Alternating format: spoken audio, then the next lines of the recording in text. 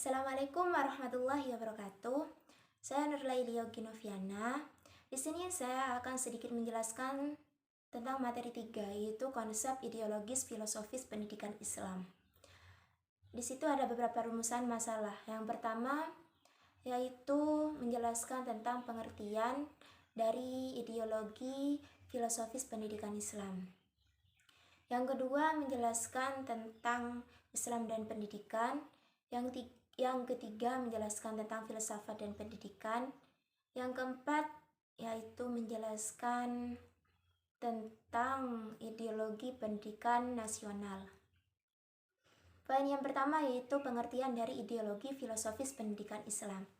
Ideologi yaitu konsep sistem yang digunakan sebagai prinsip wawasan memberikan orang itu bimbingan dan tujuan.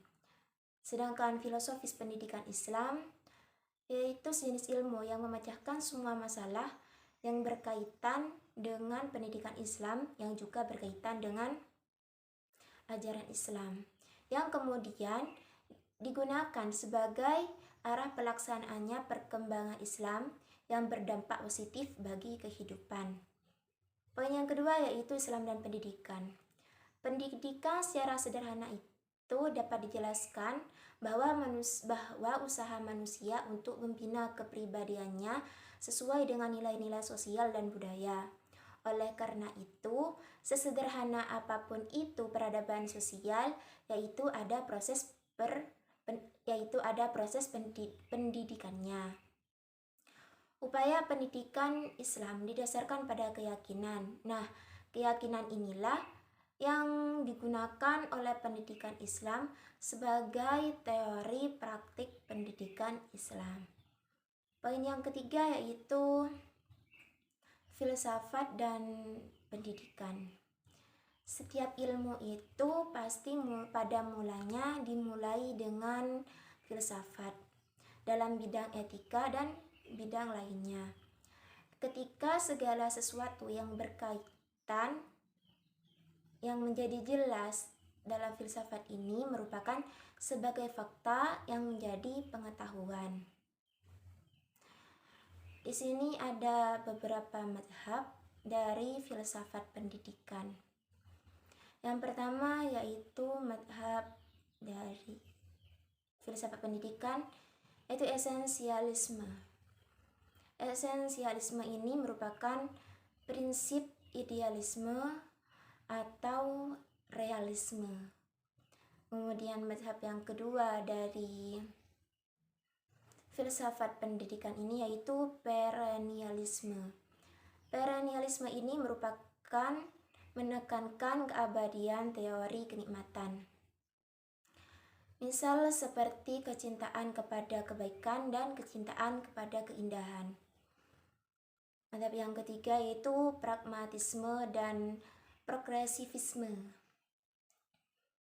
Pragmatisme itu manusia akan mengalami perkembangan apabila berinteraksi dengan lingkungan sekitarnya yang berdasarkan dengan pemikiran. Kemudian progresivisme yaitu gerakan pendidik progresif yang mengembangkan teori pendidikan.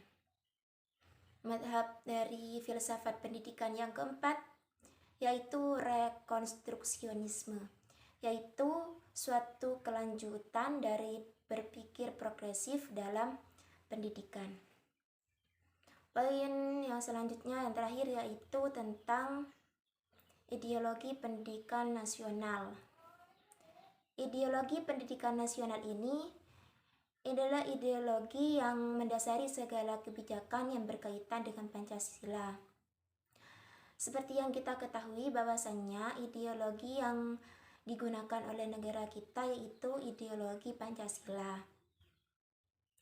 Sesuai dengan logika kita bahwasannya segala kebijakan